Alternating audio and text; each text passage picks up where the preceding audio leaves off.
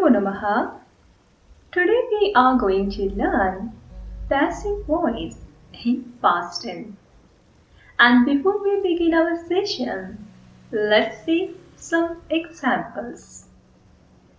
Kavina Kavyam Rachitam Guruna Jnanam Dattam Chhatraihi Pathaha Patitaha Malakareణ पुष्पाणि चितानि ग्राहकेण आपणिकः पृष्टः and देव्या भक्तः प्रेरितः.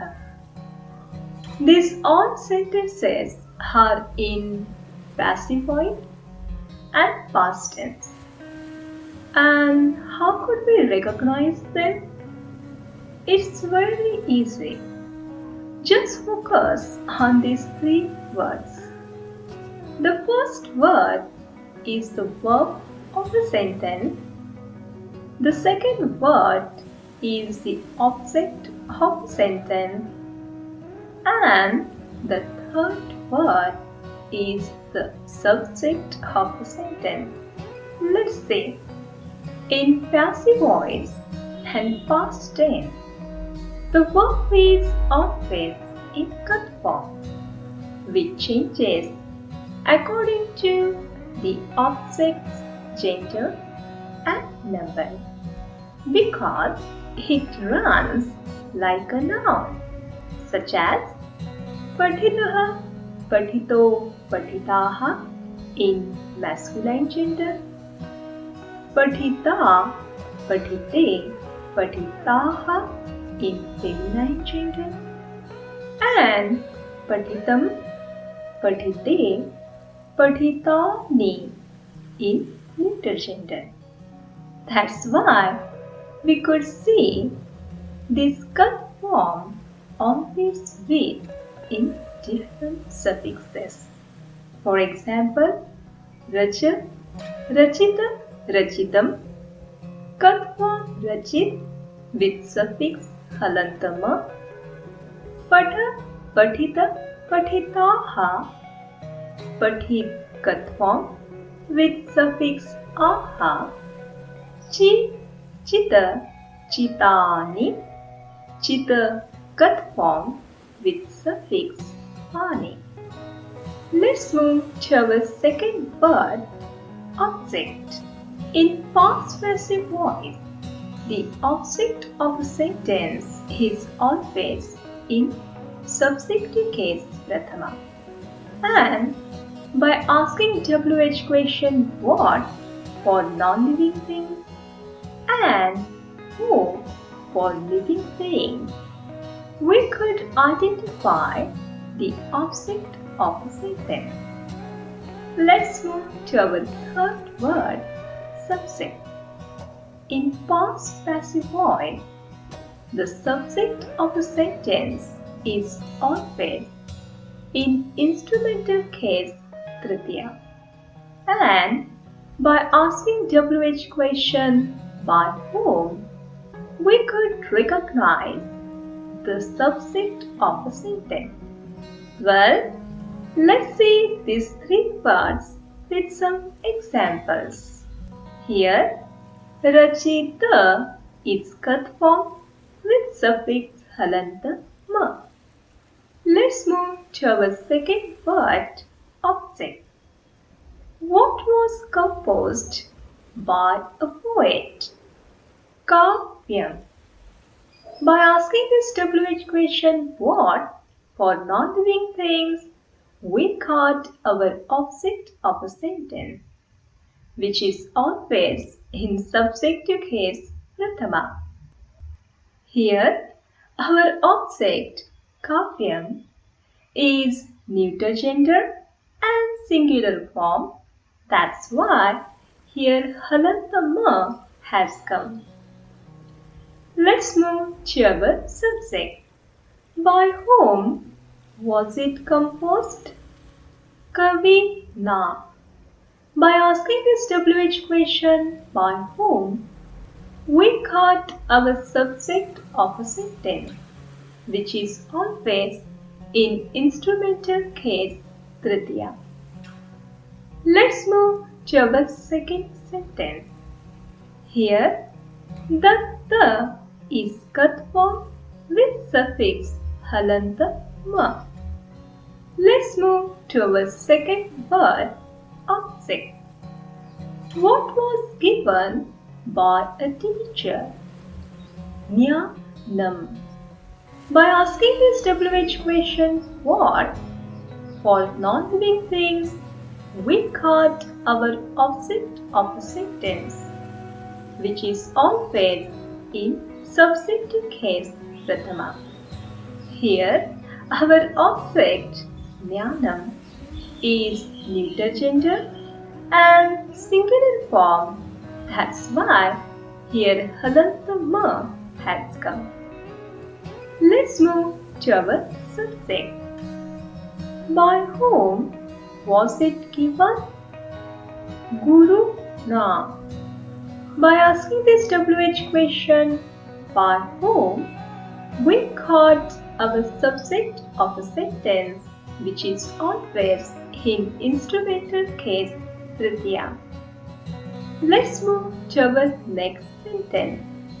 Here, Padhita is cut form with suffix aha. Let's move to our second word, object. What were read by the students? Pathaha. By asking this WH question, what for non-living things, we got our object of a sentence, which is always in subjunctive case prathama. Here, our object pathaha is masculine gender and plural form in Sanskrit. That's why here aha suffix has come. Let's move to our subject. By whom were they read? Chhatraihi.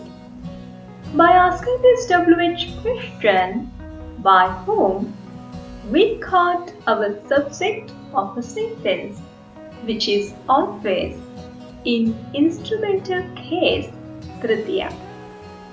Let's move to our fourth sentence.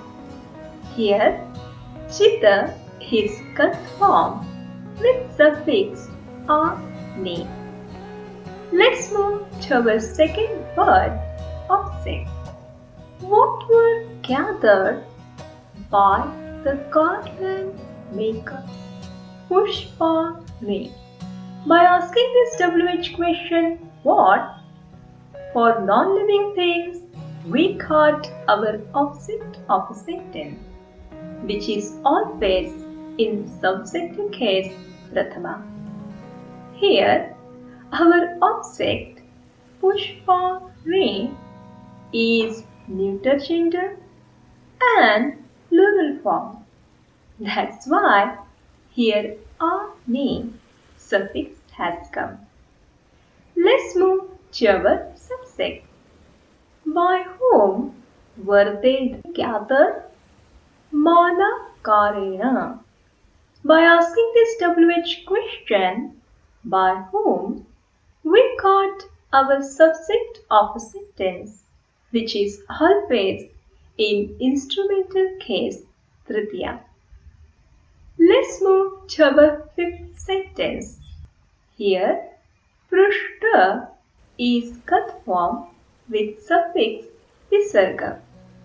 Let's move to our second word, object. Who was asked by the customer? Aparikaha.